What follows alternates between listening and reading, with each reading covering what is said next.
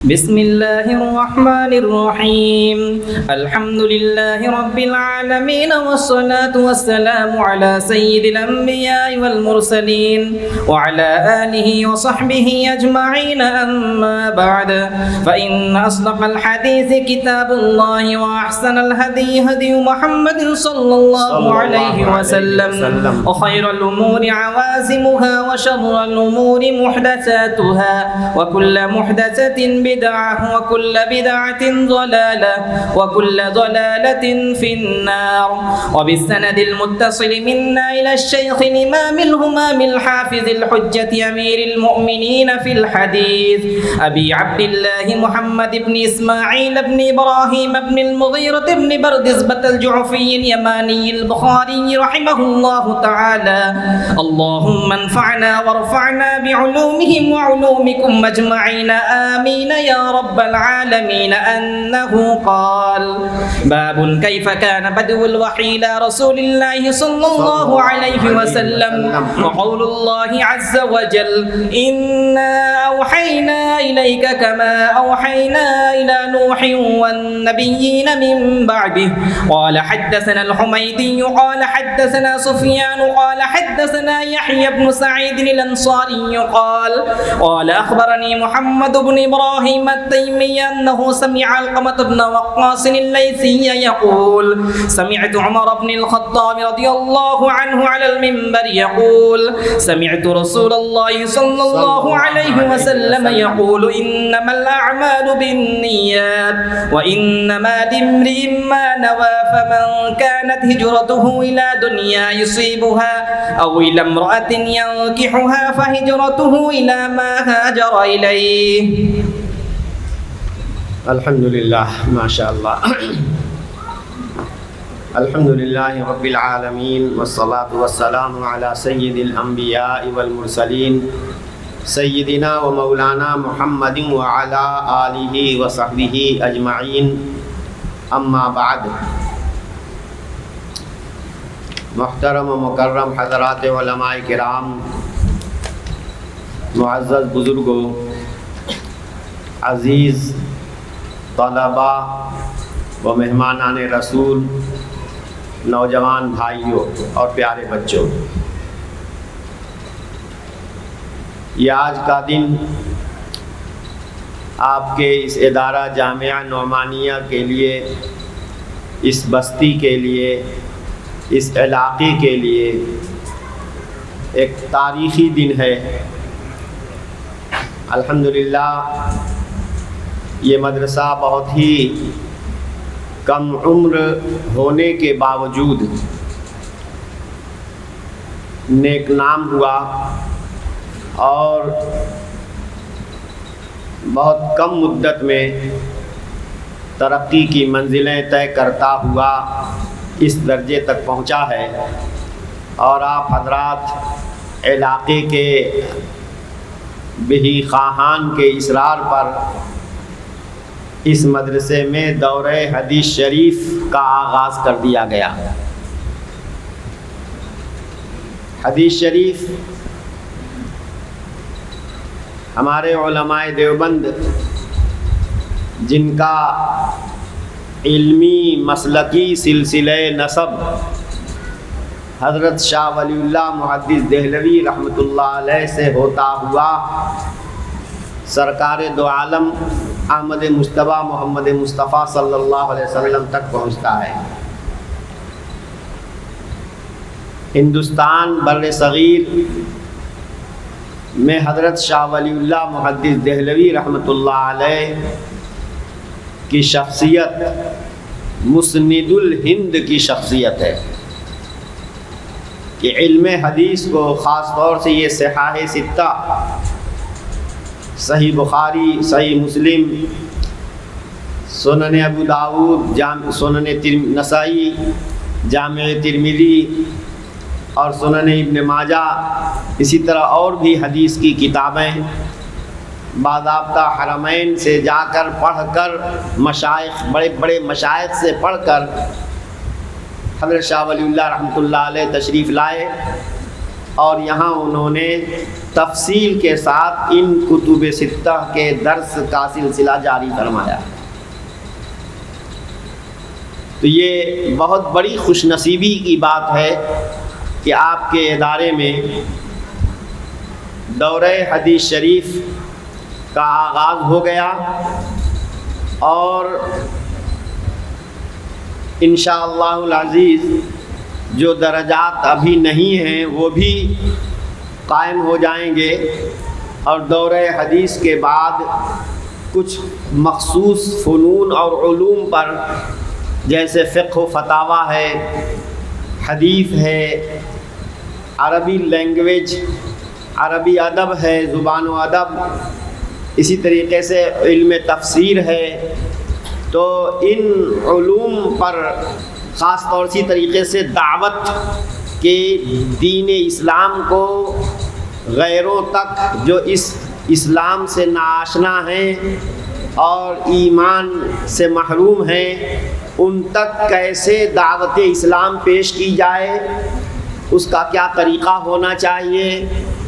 اسلام پر ہونے والے اعتراضات کا کیسے جواب دیا جانا چاہیے۔ تو باقاعدہ تخصص فی الدعوہ، یعنی ہمارے دورہ حدیث جو ایک فاضل کا کورس ہے کہ اس کے بعد عالم جو ہے وہ فاضل کہلانے لگتا ہے، تو فضیلت کے بعد بھی دارالعلوم دیوبند، دارالعلوم ندوہ، جامعہ مظاہر علوم اور ان کے نہج پر چلنے والے بہت سے مدارس میں تخصصات کا بھی شعبہ ہے۔ حدیث میں اسپیشلائزیشن، حدیث میں خاص طور سے اسپیشل کچھ علوم کو پر مہارت پیدا کرائی جاتی ہے۔ فقہ فتاوی میں کچھ علماء کو لے کر کے ان پر محنت کی جاتی ہے تاکہ وہ اچھے مفتی بنے، اچھے فقیہ بنے۔ قرآن کریم کے علوم کے سلسلے میں کچھ طلبہ ماہرین کو لے، کچھ اچھے ذہین طلبہ کو لے کر کے ان پر محنت کرائی جاتی ہے تاکہ وہ تفسیر کے اسپیشلسٹ بن جائیں۔ تو اسی طریقے سے دعوت اسلامی کے لیے بھی مخصوص مختلف ملک کی مختلف زبانوں میں دعوت اسلامی کا فریضہ انجام دینے کے لیے بھی تخصص فی الدعوہ کی ضرورت ہوتی ہے۔ اسی طریقے سے علوم شرعیہ میں ایک بڑا اہم علم تصوف ہے جو حقیقت میں شریعت و طریقت کا جامع ہے، اور تصحیح نیت، اور اس تصحیح نیت کو جو اصل تصوف کا حاصل ہے اس تصحیح نیت تک جو منزل ہے کیسے پہنچا جائے اس کے لیے بھی کچھ طریقے ہیں۔ چنانچہ یہ صوفیہ کا سلسلہ ہے، اور صوفیہ کے کچھ مخصوص احکام، مخصوص اعمال اور مخصوص ان کے اشغال ہیں۔ تو یہ تصوف، فن تصوف اور طریقت بھی ایک ایسا فن ہے کہ اس میں بھی باقاعدہ خصوصیت کے ساتھ کچھ لوگوں کو لگانے کی ضرورت ہے تاکہ اس فن میں ان کو بھی مہارت حاصل ہو جائے۔ مجھے امید ہے کہ آپ کا یہ ادارہ جس تیز رفتاری کے ساتھ مسلمانان علاقہ اور اس پورے صوبے میں اور انشاءاللہ پورے ملک میں اس کی ایک مختلف منفرد شناخت ہوگی، جس تیز رفتاری کے ساتھ یہ آپ کا ادارہ مقبولیت کی منزلیں طے کر رہا ہے، مجھے امید ہے کہ انشاءاللہ جیسے کہ قرآن کریم کے لیے ایک مستقل دارالقرآن ہے، اسی طریقے سے یہاں دارالحدیث چاہے استھائی طریقے سے، عارضی طور سے یہ آپ کی دارالحدیث بن گئی ہے، انشاءاللہ یہ ایک شاندار دارالحدیث بنے گی، اور مزید اللہ تبارک و تعالیٰ سے ہم دعا کرتے ہیں کہ دائیں بائیں اس کو مزید پھیلنے کی کوشش شکلیں اللہ پیدا فرما دے، اور یہ ایک جامعہ واقعتاً اسم بامسمہ جامعہ بن جائے، یونیورسٹی بن جائے۔ اللہ تبارک و تعالیٰ کی قدرت کاملہ سے بعید نہیں ہے، اللہ ہی اپنے بندوں کے دلوں میں دین کی خدمت کا جذبہ پیدا کرتے ہیں، انہیں توفیق دیتے ہیں، اور دور دراز سے چل کر کے اللہ کے بندے یہاں آتے ہیں اور مدرسے کی ضرورت کا خود سے احساس کر کے مدرسے کا تعاون کرتے ہیں۔ اور یہ بندگان خدا صرف اللہ کے پر بھروسہ کرتے ہوئے مفتی نصیر الدین صاحب اور ان کے رفقا حضرت مولانا سہراب صاحب رحمۃ اللہ علیہ، ان کے صاحبزادے حبیب اللہ خان صاحب اور بھی ان کے صاحبزادگان ہیں، اور یہ مدرسے کے وقف کرنے والے جو حضرات ہیں تشریف فرما ہیں، یہ سب اللہ تبارک و تعالیٰ کی توفیق سے ہوا ہے۔ اللہ نے ان کے دلوں میں بات ڈالی اور یہ ایک بڑا کام وجود میں آ گیا ہے۔ میرے بھائیوں اور دوستو، بخاری شریف کی تقریر تو حضرت مفتی نصیر الدین صاحب کر لیں گے انشاءاللہ، مجھے کوئی اس پر علمی تقریر نہیں کرنی ہے۔ یہاں پہلے کتاب میں شروع کرا دیتا ہوں، تھوڑی سی کتاب کے تعلق سے مصنف کے تعلق سے، علم حدیث کے تعلق سے تھوڑی سی گفتگو آپ کے سامنے رکھوں گا۔ یہ جو آپ کی کتاب، یعنی یہ دور حدیث میں جو کتابیں پڑھائی جاتی ہیں، 9 کتابیں ہیں بہت اہم: صحیح بخاری، صحیح مسلم، سنن نسائی، سنن ابو داود، جامع ترمذی، سنن ابن ماجہ، شرح معانی الآثار امام طحاوی کی کتاب ہے، اور موطا امام مالک بروایت یحییٰ، اور موطا امام مالک بروایت امام محمد۔ یہ 9 کتابیں ہیں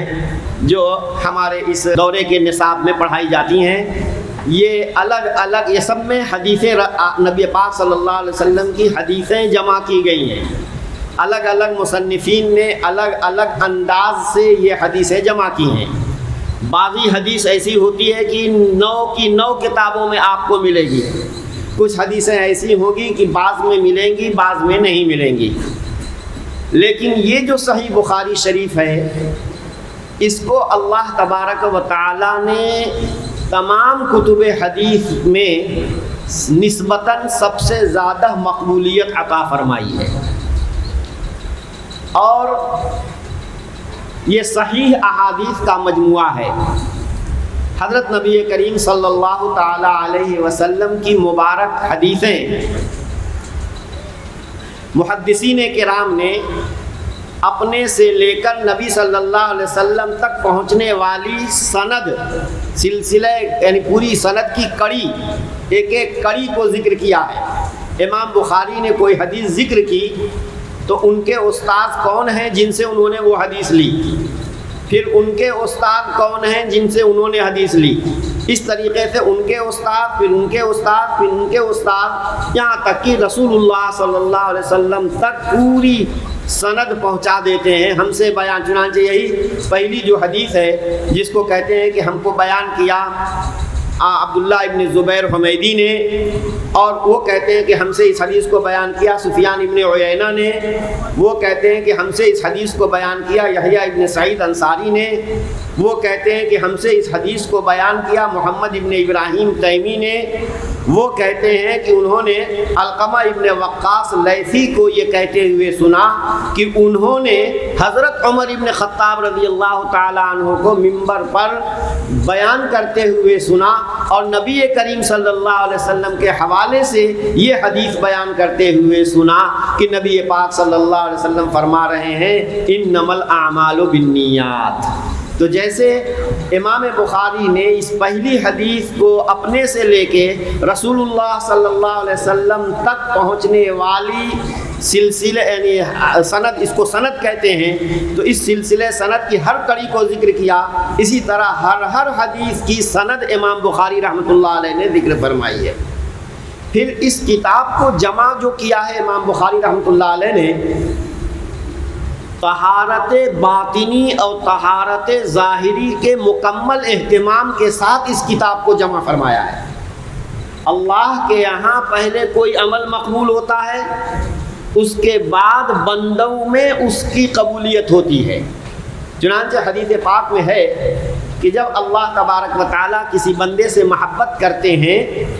تو پہلے ملائے اعلیٰ میں اعلان کر دیتے ہیں کہ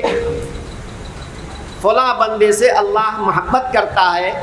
جبریل امین سے کہا جاتا ہے اے جبریل امین تم فرشتوں میں یہ اعلان کر دو کہ اللہ تعالیٰ فلاں بندے سے محبت کرتے ہیں، تم اس سے محبت کرو۔ پھر اس کے بعد ثم یوضع له القبول فی الارض،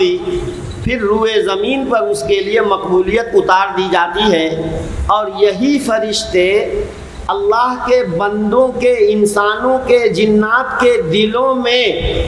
القاء کرتے ہیں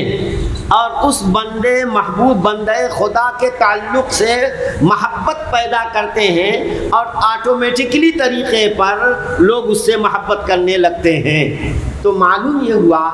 کہ انسانوں کے درمیان کسی بندے کی مقبولیت در حقیقت یہ اللہ کے نزدیک مقبولیت کا عکس اور ثمرہ ہوتا ہے۔ اسی طریقے سے کوئی عمل انسان نے کام کیا، کوئی کتاب تصنیف کی، کوئی مدرسہ تعمیر کیا۔ اب مدرسہ دارالعلوم دیوبند ہے، یہ مدرسہ دارالعلوم دیوبند یہ کیا چیز ہے؟ در حقیقت یہ اللہ کے نیک بندوں کی آہ سحرگاہی کا ثمرہ اور نتیجہ ہے۔ اللہ کے کچھ بندے رات کی تاریکیوں میں، جس وقت کی ہمارے ملک میں انگریز کا تسلط ہو گیا ہے اور اسلامی حکومت کا خاتمہ ہو گیا ہے، اور مدارس، مساجد، اوقاف کی سرپرستی کی کوئی شکل نہیں رہ گئی، اور علماء کو چن چن کر کے تہہ تیغ کیا جا رہا ہے، قتل کیا جا رہا تھا، اور کوشش یہ تھی کہ اس ملک سے اسلام اور مسلمانوں کو مٹا دیا جائے، اور عیسائیت کو اس گویا پورے گھر گھر اور ہر فرد تک پہنچا دیا جائے۔ ایسی نازک صورتحال میں اللہ کے کچھ بندے رات کی تنہائیوں میں گڑ گڑاتے تھے، روتے تھے، اے اللہ اس بر صغیر میں اسلام اور مسلمانوں کی بقا کی اور اس کے تحفظ کی کوئی شکل پیدا فرما دے۔ جب دارالعلوم دیوبند قائم ہوا، اس کے پہلے محتمم حضرت حاجی عابد حسین صاحب رحمۃ اللہ علیہ نے سید الطائفہ حضرت حاجی امداد اللہ مہاجر مکی رحمۃ اللہ علیہ کو خط لکھا۔ وہ مکے میں چلے گئے تھے ہجرت کر کے، انگریزوں کے گرفت وغیرہ کا چونکہ وارنٹ ان کے نام کٹ گیا تھا کہ اسی بڈھے نے خراب کیا ہے اور اسی نے جہاد کا ماحول پیدا کیا ہے، اور ہم انگریزوں کے خلاف یہ جو ایک آگ لگی ہوئی ہے یہ اسی بڈھے کا کام ہے۔ چنانچہ اس بڈھے کو پکڑنے کے لیے باقاعدہ وارنٹ کٹ گیا تھا۔ اللہ تبارک و تعالیٰ نے ان کو بحفاظت، یہ لمبا قصہ ہے، بحفاظت ان کو مکہ پہنچایا، اور وہاں وہ وہیں ہجرت کے اعلان وہیں جا کے رہ گئے۔ حضرت جب دارالعلوم دیوبند قائم ہوا 1283 ہجری میں، تو اس وقت حاجی امداد اللہ صاحب مہاجر مکی رحمۃ اللہ علیہ کو حاجی عابد حسین صاحب جو دارالعلوم دیوبند کے بانیوں میں ہیں اور دارالعلوم دیوبند کے پہلے محتمم ہیں، انہوں نے خط لکھا کہ حضرت ہم نے اللہ کے بھروسے پر دیوبند میں ایک مدرسہ عربی کی بنیاد رکھی ہے، اللہ کی بارگاہ میں قبولیت کے لیے اور اس کی ترقی کے لیے دعا فرما دیں۔ حضرت حاجی صاحب نے جواب لکھا، آپ کہتے ہیں کہ آپ نے بنیاد رکھی ہے، آپ کو کیا معلوم کہ کتنے مقبولان بارگاہ الہی سحر کے وقت اور رات کی تاریکیوں میں سجدوں میں گر کر گڑ گڑائے ہیں، روئے ہیں کہ اے اللہ بر صغیر میں مسلمانوں کے اور اسلام کے بقا و تحفظ کی کوئی شکل پیدا فرما دے، جس کو اللہ کی تبارک تعالیٰ کی بارگاہ میں قبولیت حاصل ہوئی، اور اس کے نتیجے میں یہ دارالعلوم دیوبند کی بنیاد پڑی ہے۔ اسی لیے اس دارالعلوم دیوبند کو اخلاص کا تاج محل کہا جاتا ہے، اخلاص کا تاج محل کہا جاتا ہے۔ چنانچہ اور حضرت نبی کریم صلی اللہ علیہ وسلم کی روحانیت طیبہ متوجہ ہے اس دارالعلوم دیوبند کی جانب۔ حضرت مولانا ریاست علی صاحب ہمارے استاذ حضرت مولانا ریاست علی صاحب جن کا تخلص ظفر، وہ شاعر بڑے عمدہ تھے، ان کا ترانہ جو دارالعلوم دیوبند کا ترانہ ہے انہی کا بنایا ہوا ہے۔ ایک اور بھی ترانہ ہے، اس میں اس کے یہ اشعار ہیں کہ یہ اہل دل کا جو دارالعلوم مرکز ہے، یہ اہل دل کا جو دارالعلوم مرکز ہے، ملا ہے سب کو یہاں کا پتہ مدینے سے۔ گویا یہ اہل اللہ، ان کو نسبت حضرت نبی کریم صلی اللہ علیہ وسلم سے ہے، اور ان کے دلوں کے اندر گویا ان کو بشارتیں ہوئی ہیں، ان کو اشارے ملے ہیں، جاؤ دیوبند اور دیوبند میں ایک علم دین کا سرچشمہ قائم کرو، تاکہ اس کے ذریعے سے ملت اسلامیہ کی بقا ہو، اور صحیح عقیدہ، صحیح عمل، صحیح فکر کا شیوع اور صحیح فکر امت کے اندر پھیلے، اور امت صحیح عقیدہ، عمل اور صحیح فکر اور اعتدال کے ساتھ، جس میں نہ زیادتی ہو اور نہ ہی کمی ہو، اعتدال کے ساتھ صحیح عقیدہ، عمل اور فکر کی اشاعت کے لیے اس دارالعلوم دیوبند کو غیبی اشارات کے بعد اللہ کے نیک بندوں نے قائم کیا ہے، اور اللہ نے اسے وہ مقبولیت عطا فرمائی کہ آج پوری دنیا میں کہیں بھی کوئی علم دین کی خدمت انجام دی جا رہی ہے، چاہے جس سطح پر دی جا رہی ہو، کہیں نہ کہیں سے اس کا سلسلہ دارالعلوم دیوبند سے ملتا ہے، بالواسطہ یا بلا واسطہ دارالعلوم دیوبند کے فیض یافتگان وہاں علم دین کی خدمت میں مصروف ہیں۔ تو میرے دوستو، جب اللہ کے یہاں کسی عمل کی، کسی کام کی، کسی بندے کی مقبولیت ہو جاتی ہے، تو پھر اس مقبولیت کو روئے زمین پر اتار دیا جاتا ہے۔ آپ کا یہ مدرسہ جامعہ نعمانیہ ہونہار بروے کے چکنے چکنے پات، جو درخت آگے چل کر بہت اچھا پھلدار درخت ہونے والا ہوتا ہے، شروع ہی سے اس کے پتے بڑے چکنے چکنے، بڑے اچھے اچھے نظر آتے ہیں، جس سے سمجھ میں آتا ہے کہ یہ آگے چل کر کے بہت برگوبار لائے گا۔ اسی طریقے سے یہ آپ کا جامعہ نعمانیہ، اس کے بارے میں سچ مچ یہ کہا جا سکتا ہے کہ ہونہار بروے کے چکنے چکنے پات، کہ انشاءاللہ یہ درخت جو ابھی پودا ہے، یہ اس کے چکنے چکنے پتے یہ بتا رہے ہیں کہ آگے چل کر کے یہ کہ بڑا شجر سایہ دار اور پھلدار اور زیادہ سے زیادہ نفع بخش انشاءاللہ یہ ادارہ قائم ہوگا، کہ اللہ تبارک و تعالیٰ کی جانب نہ جانے اللہ کے کس بندے کی آہ سحرگاہی کے نتیجے میں یہ کیا نام ہے کہ، اور میں سمجھتا ہوں کہ اس مدرسے کے بانی جو تھے حضرت مولانا سہراب صاحب رحمۃ اللہ علیہ، اللہ تبارک و تعالیٰ ان کی قبر کو نور سے بھر دے، ان کے درجات کو بلند فرمائے، وہ دارالعلوم دیوبند کے محتمم حضرت مولانا مفتی ابوالقاسم نعمانی صاحب دامت برکاتہم کے خلفاء میں ہیں، گویا سلوک کے تعلق سے، اسی طریقے سے علم کے تعلق سے، چنانچہ دارالعلوم دیوبند اور دارالعلوم دیوبند کے اکابر سے ان کا تعلق رہا ہے۔ مولانا نصیر الدین صاحب، ان کے ساتھ ان کے رفقائے کار جتنے ہیں، اور جو سرپرستان ہیں، حضرات علاقے کے علماء کرام ہیں، یہ سب حضرات جو ہیں اس مدرسے کی طرف بہت دلسوزی کے ساتھ، محبت کے ساتھ متوجہ ہیں۔ مجھے امید ہے کہ انشاءاللہ العزیز، اور ہم سب مل کر دعا کریں کہ اللہ تعالیٰ اس مدرسے کو دن دونی رات چوگنی ترقی عطا فرمائے۔ آج یہ ادارہ آج یہ دورہ حدیث قائم ہو رہا ہے، اس میں بھی ترقیات ہو، اس کی جانب طلباء کا زیادہ سے زیادہ رجوع ہو، اور مزید جو جماعتیں اس وقت نہیں ہیں وہ جماعتیں بھی ہو جائیں، اور آئندہ بھی تکمیلات اور تخصصات کے اچھے شعبے جو ہیں وہ یہاں قائم ہو جائیں۔ صحیح بخاری کو امام بخاری رحمۃ اللہ علیہ نے، یہ دیکھ رہے ہیں 2 جلدوں میں یہ موٹی موٹی کتاب ہے،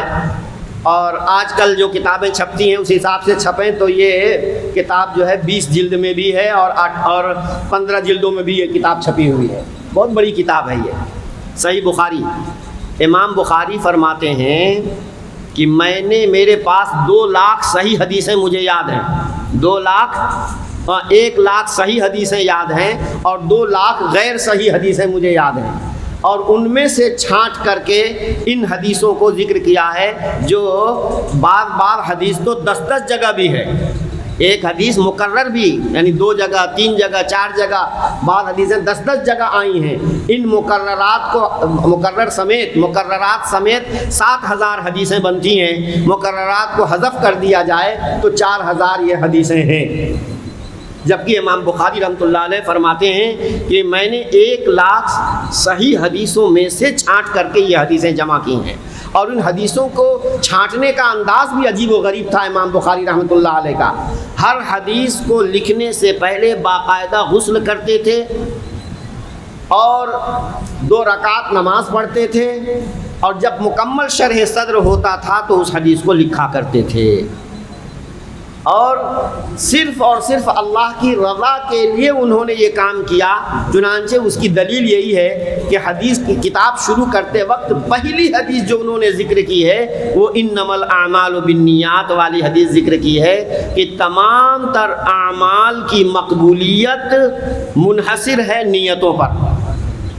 نیت اگر اچھی ہے تو عمل مقبول ہے اللہ کی بارگاہ میں، نیت اگر خراب ہے تو بڑا سے بڑا عمل ہو، بہت زیادہ قربانی دے دی گئی، بہت زیادہ مال صدقہ خیرات کر دیا گیا، نیت خراب ہونے کی وجہ سے اللہ کی بارگاہ میں کوئی اس کی حیثیت نہیں ہے۔ تو جو شخص اتنی بڑی کتاب لکھ رہا ہے اور ابتدائی انما الاعمال بالنیات سے کر رہا ہے، یقین مانو اس کی دل کی گہرائیوں میں اللہ کی رضا کا جذبہ کس قدر پیوست تھا اس کا اندازہ نہیں لگایا جا سکتا۔ اسی کا اثر ہے کہ اللہ تعالیٰ نے ان کی کتاب کو جو قبولیت عطا فرمائی ہے، کسی کتاب کو وہ مقبولیت عطا نہیں ہوئی ہے۔ یہ اللہ کی بارگاہ میں پہلے مقبول ہوتی ہوئی، اس کے بعد قد وضع له القبول فی الارض، پھر روئے زمین پر اس کتاب کی مقبولیت پھیلا دی گئی ہے۔ آج دنیا کا کوئی بھی عالم اور فاضل مستند نہیں مانا جائے گا جب تک کہ وہ اس کتاب صحیح بخاری کو اس نے پڑھا نہ ہو اور اس کا درس نہ لیا ہو۔ سبقاً کسی عالم سے اس کتاب کو جب تک جو نہیں پڑھتا ہے تب تک وہ عالم نہیں مانا جاتا، قابل اعتماد عالم وہ نہیں مانا جاتا۔ اس دورے کی کتابوں میں یہ کتاب چونکہ زیادہ اہمیت کی حامل ہے، اسی لیے اچھا اور بھی تجربات ہیں۔ امام بخاری رحمۃ اللہ علیہ نے چونکہ خواب میں بھی دیکھا، بعض دوسرے علماء نے بھی، کہ نبی پاک صلی اللہ علیہ وسلم کہہ رہے ہیں ہماری کتاب پڑھاؤ۔ پوچھا کہ ہماری کتاب سے مراد کیا ہے؟ کہا محمد ابن اسماعیل کی کتاب، اس کو اللہ کے نبی صلی اللہ علیہ وسلم نے ہماری کتاب کہا ہے۔ حضرت امام بخاری رحمۃ اللہ علیہ نے یہ ابتداً یہ ان کی ولادت ان کی 194 ہجری 194 ہجری اور وفات ان کی 256 ہجری۔ تو 194 ہجری کو ابجد کے حروف کے اعتبار سے اس کا جو اگر یاد رکھنا چاہیے تو صدق جو ہے یہ اس سے 194 ہجری نکلتا ہے۔ مولانا عثمان معروفی تھے ہمارے پورا معروف کے جس نسبت میری معروفی ہے، حضرت مولانا عثمان معروفی شیخ الاسلام مدنی رحمۃ اللہ علیہ کے شاگردوں میں ان کو ابجد حوض جو قاعدہ بغدادی میں اس پہ ہے نا ہر حرف پر نمبر لگا ہوا ہوتا ہے، تو ابجد حوض کے جو نمبر ہوتے ہیں ان اعداد کی مدد سے تاریخیں نکالنے کا ان کو بڑا ملکہ حاصل تھا۔ کہتے ہیں صدق، نور، حمید، یہ 3 چیزیں یاد رکھو۔ صدق سے 194 امام بخاری کی تاریخ ولادت، نور سے 256 ہجری ان کی تاریخ وفات، اور حمید سے ان کی مدت عمر 62 سال۔ تو حمید 62، صدق 194 اور نور 256۔ تو اس طریقے سے یہ اگر صدق، نور، حمید یہ 3 چیز ہے، صدق، نور، حمید، صدق سے تاریخ ولادت، نور سے تاریخ وفات اور حمید سے مدت عمر۔ تو یہ امام بخاری رحمۃ اللہ علیہ سن 194 ہجری میں پیدا ہوتے ہیں، 256 میں ان کا انتقال ہوتا ہے، اور امام بخاری رحمۃ اللہ علیہ سید المحدثین ہیں۔ اور امام بخاری رحمۃ اللہ علیہ نے یہ جو کتاب شروع فرمائی، اس میں سب سے پہلے اس کتاب کا نام کیا ہے؟ پہلے میں اس کو بھی ذکر کر دوں۔ کتاب کا نام ہے الجامع الصحیح المسند المختصر من امور رسول اللہ صلی اللہ علیہ وسلم و سننہ و ایامہ۔ یہ اصل نام ہے جس کو بخاری شریف کہتے ہیں، صحیح بخاری کہتے ہیں۔ الجامع آپ پڑھو گے حدیث کی جامع کتاب اس کو کہتے ہیں جس میں تمام مضامین علمیہ کو مضمون وار بیان کر دیا جائے، کوئی مضمون نہ چھوٹے۔ چنانچہ عقائد، ایمانیات، اسی طریقے سے احکام، فتن، تفسیر، اور اسی طریقے سے زہد، رقاق، یہ تمام جمیع ابواب دین سے متعلق احادیث کو جس کتاب میں جمع کر دیا جائے اس کتاب کو جامع کہتے ہیں۔ مزید یہ فرماتے ہیں کہ یہ الجامع المسند یہ کتاب ہے۔ مسند کا مطلب اس کی ہر حدیث سند متصل کے ساتھ ذکر کی گئی ہے۔ امام بخاری نے جو بھی حدیث ذکر کی ہے اپنے سے لے کر نبی کریم صلی اللہ علیہ وسلم تک جو سند پہنچتی ہے اس سند کو ذکر کیا ہے، اس لیے یہ کتاب مسند ہے۔ پھر تمام حدیثوں کو جمع نہیں کیا گیا ہے، اسی کے لیے تو آپ کے مولانا نصیر الدین صاحب ان غیر مقلدوں سے جھگڑا کیا بلکہ یہ کہیے کہ جہاد کرتے ان کی عمر اچھی خاصی گزر گئی کہ یہ کہتے ہیں کہ صاحب صحیح حدیثیں صرف بخاری میں ہیں، صحیح حدیثیں صرف مسلم میں ہیں، صرف بخاری پر عمل کرنا چاہیے، صرف مسلم پر عمل کرنا چاہیے۔ نہیں صاحب، خود مصنف کہتا ہے کہ یہ مختصر کتاب ہے، تمام صحیح حدیثیں اس میں جمع نہیں کی گئی ہیں بلکہ صحیح حدیثوں سے اختصار کیا گیا ہے۔ جو حدیث ہے صحیح ہے، لیکن جتنی صحیح حدیث ہے سب اس میں ہے ایسا نہیں ہے۔ خود وہ کہہ رہے ہیں الجامع الصحیح المسند المختصر من امور رسول اللہ صلی اللہ علیہ وسلم، رسول اللہ صلی اللہ علیہ وسلم کی باتیں، رسول اللہ صلی اللہ علیہ وسلم کے کام جو آپ نے کیے، رسول اللہ صلی اللہ علیہ وسلم کے سامنے کسی نے کوئی کام کیا یا کوئی بات کہی اور اس پر آپ نے خاموشی اختیار کی، رسول اللہ صلی اللہ علیہ وسلم کی بعثت کا بیک گراؤنڈ، رسول اللہ صلی اللہ علیہ وسلم پر کیا حالات آئے، آپ کی پیدائش سے لے کر وفات تک کیسے کیا حالات پیش آئے، کن حالات کا آپ کو اور آپ کے صحابہ کو سامنا کرنا پڑا، ان تمام امور سے متعلق صحیح سند کے ساتھ حدیثیں ہیں، لیکن یہ مختصر ہیں۔ چنانچہ 1,00,000 حدیثوں میں سے چھانٹ کر امام بخاری رحمۃ اللہ علیہ نے یہ 7,000 حدیثیں ذکر فرمائی ہیں، اور مقررات کو حذف کر دیجئے تو 4,000 حدیثیں ہوتی ہیں۔ تو معلوم یہ ہوا کہ جتنی حدیثیں امام بخاری اپنے لیے صحیح حدیثوں کا دعویٰ کر رہے ہیں کہ صاحب 1,00,000 صحیح حدیثیں مجھے معلوم ہیں اور یہ 7,000 کل حدیثیں موجود ہیں، تو 93,000 حدیثیں کہاں گئیں؟ ظاہر ہے کہ وہ 93,000 حدیثیں بھی ہیں۔ یہ اور بات ہے کہ اس تعداد میں مرسل حدیثیں بھی شامل ہو جائیں گی، وہ نبی کریم صلی اللہ علیہ وسلم کی احادیث کے علاوہ صحابہ کے اقوال، تابعین کے اقوال، اتباع تابعین کے اقوال، ان سب کو بھی حدیث کہا جاتا ہے، لہذا وہ بھی اس کا مصداق ہوتی ہیں۔ اسی طریقے سے ایک حدیث کئی سند سے مروی ہوتی ہے، تو جہاں سند بدل جائے اس کی وجہ سے وہ حدیث بھی الگ ہو جاتی ہے، سمجھا آپ نے؟ تو اس طریقے سے طرق اور سندوں کے بدلنے کی وجہ سے بھی تعداد زیادہ ہو جاتی ہے۔ الغرض پھر بھی امام بخاری رحمۃ اللہ علیہ نے جو یہ 7,000 حدیثیں ذکر کی ہیں، تو 93,000 حدیثیں ضرور کہیں نہ کہیں پائی جائیں گی، بہرحال وہ اور کتابوں میں ہیں۔ اسی وجہ سے امام حاکم نے باقاعدہ ان حدیثوں کو جمع کیا ذخیرہ حدیث سے جو امام بخاری کی اور مسلم کی شرط پر انہیں نظر آئیں، اور ان میں شرائط صحت نظر آئیں، اور وہ شرائط صحت کی جامع ان کے دیکھنے میں تھیں۔ وہ ایسی جو ہے قریب 5,000 حدیثوں کو امام حاکم نے بھی اپنی کتاب میں جمع فرمایا ہے۔ تو الغرض یہ کہنا چاہتا ہوں کہ صرف صحیح حدیثیں، اس کتاب میں جو حدیثیں ہیں وہ سب صحیح ہیں،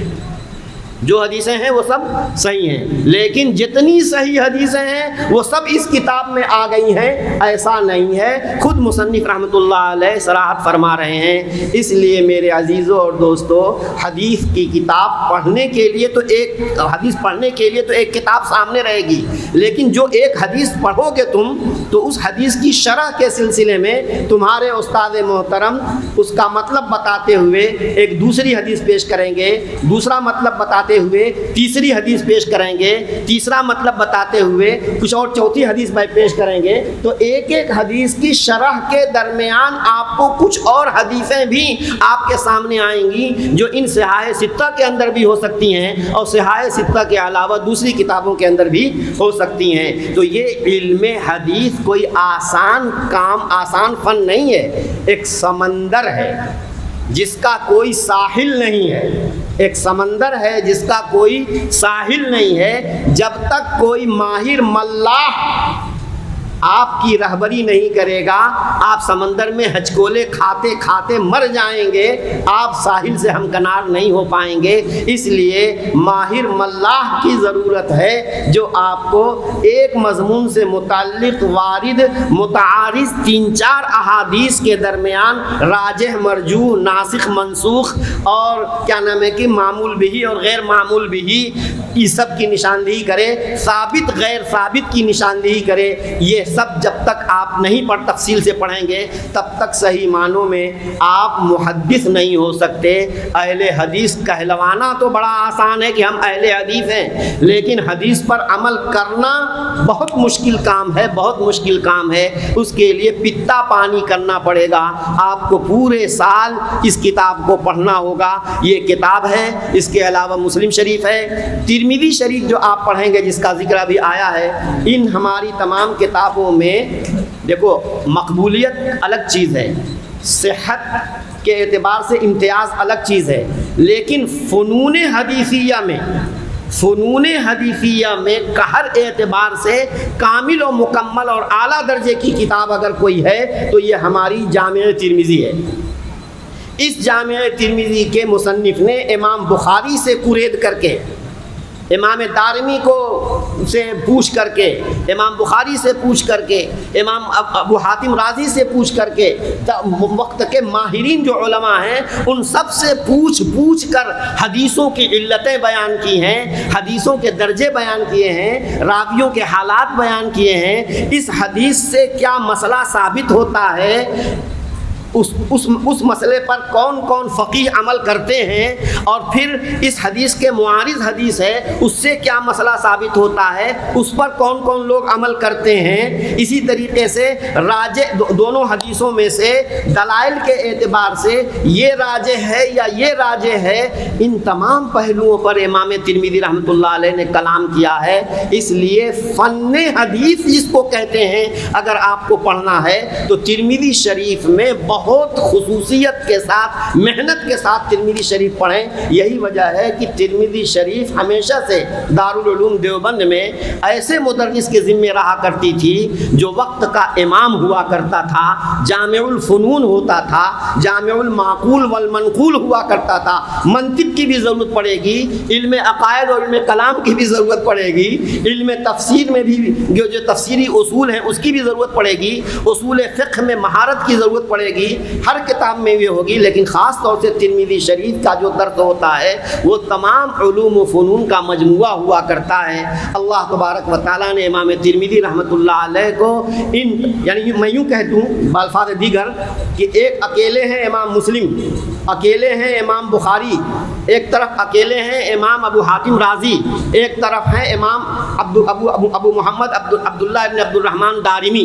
تو ان چاروں حضرات کو ملا کر معجون مرکب اگر بنا دو تو امام ترمذی بن جائیں گے۔ ان چاروں شخصیات امام بخاری، امام مسلم اور امام دارمی اور امام ابو حاتم رازی، ان چاروں ائمہ کے علوم اور فقہ میں امام شافعی رحمۃ اللہ علیہ کے علوم ان تک پہنچے ہیں بواسطہ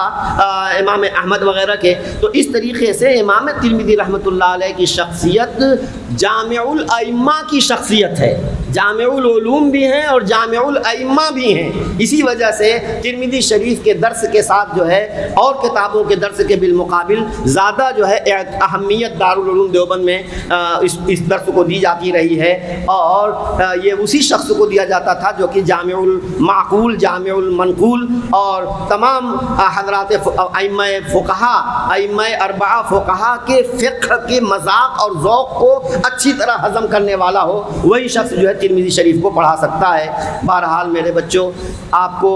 اللہ تبارک و تعالیٰ نے دور حدیث کی تکمیل، دور حدیث میں پڑھنے کی توفیق عطا فرمائی ہے۔ آپ انتہائی خوش قسمت ہیں۔ آج آپ کے کاندھوں پر ایک بہت بڑی ذمہ داری عائد ہونے والی ہے۔ اس پورے سال میں اس ذمہ داری کا احساس کر کے آپ علم دین حاصل کریں گے، اور انشاءاللہ العزیز ہماری دعا ہے کہ آپ کے ذریعے سے امت کے اندر خیر پھیلے گا، فتنوں کا سد باب ہوگا۔ طرح طرح کے فتنے اس وقت رونما ہو گئے ہیں، ان فتنوں کا مقابلہ آپ ہی کو کرنا ہے۔ اللہ سبحانہ سبحانہ و تعالیٰ قبول فرمائے اس ادارے کو بھی اور آپ کو بھی۔ میں ترجمہ کر دیتا ہوں۔ پہلے تو یہ کہ صحیح بخاری شریف میں نے پڑھی ہے اپنے استاد حضرت مولانا نصیر احمد خان صاحب بلند شہری رحمۃ اللہ علیہ سے جلد اول، اور جلد ثانی اپنے استاد حضرت مولانا عبدالحق صاحب اعظمی رحمۃ اللہ علیہ سے، اور یہی آپ کے استاد مولانا نصیر الدین صاحب اور بہت سے علماء کرام ہیں، انہوں نے بھی انہیں سے پڑھا ہے۔ اور پھر وہ دونوں شیخ الاسلام مدنی رحمۃ اللہ علیہ کے شاگرد، شیخ الاسلام مدنی رحمۃ اللہ علیہ حضرت مولانا محمود الحسن شیخ الہند رحمۃ اللہ علیہ کے شاگرد، اور بھی اس کے بعد وہ حضرت نانوتوی رحمۃ اللہ علیہ کے شاگرد، اور حضرت نانوتوی رحمۃ اللہ علیہ شاہ عبد الغنی مجددی رحمۃ اللہ علیہ کے شاگرد، اور شاہ عبد الغنی مجددی حضرت شاہ اسحاق دہلوی رحمۃ اللہ علیہ کے شاگرد، اور وہ اپنے نانا حضرت شاہ عبدالعزیز رحمۃ اللہ علیہ شاہ اسحاق دہلوی شاگرد ہیں حضرت شاہ عبدالعزیز دہلوی رحمۃ اللہ علیہ کے، اور شاہ عبدالعزیز اپنے والد حضرت شاہ ولی اللہ مسند الہند کے، اور شاہ ولی اللہ رحمۃ اللہ علیہ کی سند جو ہے یہ کتابوں کے شروع میں لکھی ہوئی ہے، وہاں سے لے کر کے حضرت مصنف کتاب تک سند موجود ہے۔ اسی طریقے سے کتابیں بھی باقاعدہ لکھی گئی ہیں، ایک کتاب رسالۃ الاوائل ہے، اس میں سندیں ہیں۔ ہمارے دارالعلوم دیوبند کے فضلاء میں مولانا روح الامین ہیں، انہوں نے تمام کتابوں کی سندیں،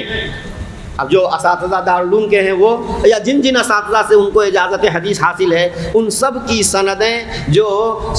مختلف مشائخ سے ہوتے ہوئے مصنفین کتب تک پہنچتی ہیں، تو وہاں کیا نام ہے کہ 20 کتابوں کی سندیں انہوں نے اس میں ذکر فرما دی ہیں۔ اس لیے مجھے اپنے جن مشائخ سے حدیث کا سماع، جس کتاب کا یا اس کی روایت یعنی کی اجازت مجھ کو حاصل ہے، ان سندوں سے میں آپ کو بھی ان کتابوں کی روایت کرنے کی اجازت دیتا ہوں، جن بشرطے کہ ابھی آپ مکمل دورہ کر لیں، ابھی سے نہیں۔ ہاں آپ کہیں گے کہ سند تو ہمیں ابھی مل گئی، ہاں مکمل دورہ کر لیں۔ 3 شرطیں ہیں، سنت کی اتباع کے ساتھ کی شرط کے ساتھ، بدعت سے اجتناب کی شرط کے ساتھ، اور علوم یعنی اس علم شرعی پر عمل کے تقاضے پر عمل کی شرط کے ساتھ، سمجھا آپ نے، اور اشتغال بالحدیث شریف، 4 چوتھی شرط لگا لیجئے کہ حدیث شریف کے ساتھ اشتغال، ان شرطوں کے ساتھ آپ کو ان سندوں کے ساتھ روایت کرنے کی میں اجازت دیتا ہوں۔ اللہ سبحانہ و تعالیٰ اس کو قبول فرما لے۔ اب صرف ترجمہ کر لیجئے۔ امام بخاری رحمۃ اللہ علیہ نے بسم اللہ الرحمن الرحیم یہ سے ہی بسم اللہ سے آغاز کیا کتاب کا، اور سب سے پہلے بدء الوحی کا باب قائم کیا، کیونکہ جو کچھ بھی ہمیں دنیا اور آخرت کی کامیابی کے لیے قوانین اور احکام درکار ہیں، وہ حضرت نبی کریم صلی اللہ علیہ وسلم سے ملے ہیں، اور نبی کریم صلی اللہ علیہ وسلم کو اللہ نے عطا فرمائے ہیں، اور اللہ تعالیٰ نے نبی صلی اللہ علیہ وسلم تک جو کچھ پہنچایا ہے احکام کو، اسی کو وحی کہتے ہیں۔ لیکن وحی کے آنے کے مختلف طریقے ہوا کرتے تھے۔ کبھی تو فرشتہ لے کر کے قرآن کریم پورا کا پورا جبریل امین کے واسطے سے نبی پاک صلی اللہ علیہ وسلم تک پہنچایا گیا، چنانچہ وہ وحی مطلوع ہے۔ حدیثوں میں بہت سی حدیثیں جبریل امین کے ذریعے سے اسپیشل طور پر بھجوائی گئیں، اور زیادہ تر حدیثیں وہ ہیں کہ نبی صلی اللہ علیہ وسلم کے کو خواب میں یا تو دکھائی گئیں، یا یہ کہ نبی صلی اللہ علیہ وسلم کے دل میں وہ اتاری گئی، اور اس کو نبی صلی اللہ علیہ وسلم نے اپنے الفاظ میں بیان فرمایا۔ چنانچہ یہ جو احادیث ہیں یہ وحی غیر مطلوع ہے، زیادہ تر یہ کیا ہیں، یہ وحی قرآن کریم میں جو ہے وہ بھی وحی ہے، جو حدیثیں ہیں یہ بھی وحی ہیں۔ فرق یہ ہے کہ قرآن کریم جو ہے وہ وحی مطلوع ہے، اس کے الفاظ اللہ کی طرف سے ہیں، اس کی تلاوت کی جاتی ہے۔ یہ حدیث کی کتابیں جو ہیں، یہ جو نبی کریم صلی اللہ علیہ وسلم کے الفاظ ہیں، یہ وحی مطلوع نہیں ہے، بلکہ اس کے معنی اور مضمون کو یاد کیا جائے گا، بیان کیا جائے گا، اس پر عمل کیا جائے گا، لیکن اس کے الفاظ کی تلاوت اس طرح نہیں کی جائے گی جس طرح قرآن کے الفاظ کی تلاوت کی جاتی ہے، کیونکہ ان کے الفاظ کا اللہ کے الفاظ ہونا متیقن نہیں ہے، اور قرآن کریم کے الفاظ کا اللہ کے لفظ ہونا یہ بالکل متیقن ہے۔ اس لیے اس کو وحی مطلوع کہتے ہیں، اور اس کو وحی غیر مطلوع کہتے ہیں۔ چنانچہ امام بخاری فرماتے ہیں کہ نبی کریم صلی اللہ علیہ وسلم پر وحی کے نزول کا آغاز کس طرح تھا، اور اس وحی کا ذکر قرآن کریم میں اللہ نے آیت میں بھی فرمایا انا اوحینا الیک کما اوحینا الی نوح والنبیین من بعدہ کہ اے پیغمبر ہم نے آپ کی جانب بھی اسی طرح وحی بھیجی ہے جس طرح آپ سے پہلے حضرت نوح اور دیگر انبیاء اور ان کے بعد دیگر انبیاء کی جانب وحی بھیجی ہے۔ اس لیے کوئی آپ پہلے پیغمبر نہیں ہیں جو آپ نبوت کا دعویٰ کر رہے ہیں، بلکہ یہ تو ہمارا موثق ذریعہ ہے اپنے احکام کے پہنچانے کا۔ تو حضرت صلی اللہ علیہ وسلم بلا شبہ اللہ رب العالمین کے وہ پیغمبر ہیں جن پر اللہ تبارک و تعالی وحی بھیجتے تھے، جیسے کہ ان سے پہلے انبیاء کرام کی جانب وحی آیا کرتی تھی۔ اب آگے وحی سے متعلق حدیث لمبی آ رہی ہے، اور بھی حدیثیں آئیں گی، لیکن اس سے پہلے امام بخاری رحمۃ اللہ علیہ نے یہ گویا نیت درست کرنے، اپنی نیت درست کرنے، پڑھنے والوں کی نیت درست کرانے کے لیے اس حدیث کو ذکر فرما رہے ہیں، ورنہ تو اس کا وحی سے کوئی تعلق نہیں ہے۔ یہ مقصد صرف یہ ہے۔ چنانچہ اس کی پوری سند ذکر کرنے کے بعد کہتے ہیں کہ نبی کریم صلی اللہ علیہ وسلم نے ارشاد فرمایا انما الاعمال بالنیات، تمام تر اعمال کی مقبولیت، تمام اعمال نیتوں ہی سے ہیں۔ کیا مطلب؟ اعمال کی قبولیت نیت ہی پر منحصر ہے۔ اور فرمایا وَإِنَّمَا لِامْرِئٍ مَّا نَوَىٰ، بھائی ہر آدمی کے لیے وہ ہوگا جو اس نے نیت کی ہے۔ بس جس کا ہجرت کرنا دنیا کی جانب ہوگا تاکہ دنیا حاصل کرے، یا کسی عورت کی جانب ہجرت کر کے گیا ہے تاکہ اس سے نکاح کرے، تو بھائی فَهِجْرَتُهُ إِلَىٰ مَا هَاجَرَ إِلَيْهِ، چنانچہ اس کا ہجرت کرنا تو اسی چیز کی جانب ہے جس کی نیت کر کے وہ ہجرت وہ گیا ہے۔ چنانچہ اتفاق سے اس حدیث کا پس منظر بھی یہی تھا۔ پس منظر بھی ایک صاحب تھے، کیا نام ہے، ایک عورت تھیں ام قیس، مدینے میں مکے میں رہتی تھیں۔ ان پر ایک صاحب عاشق ہوتے اور وہ ان سے شادی کرنا چاہتے تھے، لیکن ان ام قیس کو اللہ نے ایمان کی دولت عطا فرمائی، یہ ایمان لا کر کے چلی گئی ہجرت کر کے مدینہ منورہ۔ یہ بیچارے پریشان تھے، وہاں سے کہلوا بھیجا کہ بھائی رات کو نیند نہیں آتی ہے، تارے گن کر کے میں رات گزارتا ہوں، تم سے ملاقات کا جی چاہتا ہے۔ انہوں نے کہا اب تو شکل یہی ہے کہ تم خود ایمان لا کر ہجرت کر کے آؤ تو ہم دونوں کی ملاقات ہو سکتی ہے۔ چنانچہ یہ بات بالکل اوپن ہو گئی، وہ صاحب آئے ہجرت کر کے، اور لوگ کہتے تھے یہ تو ام قیس سے نکاح کرنے کے لیے آیا ہوا ہے، یہ تو مہاجر ام قیس ہے۔ نبی کریم صلی اللہ علیہ وسلم نے نیت کی درستگی کے لیے اسی کا حوالہ دیا کہ صاحب کہ جو کوئی شخص اللہ کو راضی کرنے کے لیے ہجرت کرے گا تب تو اس کی ہجرت اللہ اور اس کے رسول کی جانب ہوگی، اور جس شخص کا ہجرت کرنا کوئی دنیا حاصل کرنے کے لیے ہوگا یا کسی عورت سے نکاح کرنے کی غرض سے ہوگا، تو جس غرض سے اس نے ہجرت جیسا عمل کیا ہے وہ اسی غرض میں، اسی خانے میں مانا جائے گا۔ اللہ کے ہاں یہ قبول نہیں ہے، اور اللہ تبارک و تعالیٰ اس پر اجر عطا نہیں فرمائیں گے۔ تو معلوم یہ ہوا میرے دوستو، نیت درست کر لیں۔ حضرت شیخ زکریا رحمۃ اللہ علیہ فرماتے ہیں کہ تصوف جس کو کہتے ہیں، تصوف اس کا حاصل تصحیح نیت ہے۔ اس کا حاصل کیا ہے؟ تصحیح نیت ہے۔ یہ تمام احکام و مسائل اللہ کے ہمارے اوپر دیے گئے ہیں، ہم اس لیے عمل کریں گے ان پر، ان کو اس لیے سیکھیں گے تاکہ اس پر عمل کریں، تاکہ اللہ ہم سے راضی ہو جائے۔ اسی کے لیے کوئی بھی کام بڑا سے بڑا ہو، چھوٹا سے چھوٹا عمل ہو، اللہ کی رضا کے لیے کیا جائے، لیکن بھائی اس کے لیے بھی پاپڑ بیلنے پڑیں گے، اس کے لیے بھی اللہ والوں کی جوتی سیدھی کرنی پڑے گی، ان کی صحبت اختیار کرنی پڑے گی، اور پھر وہ ذکر اللہ کی جو اس طرح سے تلقین کریں اس طرح سے اذکار کی پابندی کرنی ہوگی، تب جا کر کے اللہ اللہ اللہ اللہ کرتے کرتے رگ و ریشے میں اللہ سما جائے گا، پھر ہر کام کرتے وقت اللہ کی رضا پیش نظر رہے گی۔ اس کے لیے پوری کتاب پڑھیں گے تاکہ اللہ تبارک و تعالی میں معلوم ہو کہ اللہ کن کاموں سے راضی ہوتا ہے اور کن کاموں سے ناراض ہوتا ہے، اور پھر آخر میں جو حدیث پڑھیں گے آپ، اس میں امام بخاری رحمۃ اللہ علیہ آپ کو بتائیں گے کہ ذکر اللہ ضروری ہے۔ جب اللہ کا ذکر کرو گے تو تمہاری نیت درست ہوگی، اور نیت درست جب تک نہیں ہوگی بڑا سے بڑا عمل اللہ کی بارگاہ میں قبول نہیں ہوگا۔ اللہ سبحانہ و تعالی اس افتتاح کو، اس آغاز کو اپنی بارگاہ میں قبول فرمائے۔ وآخر دعوانا الحمدللہ رب العالمین۔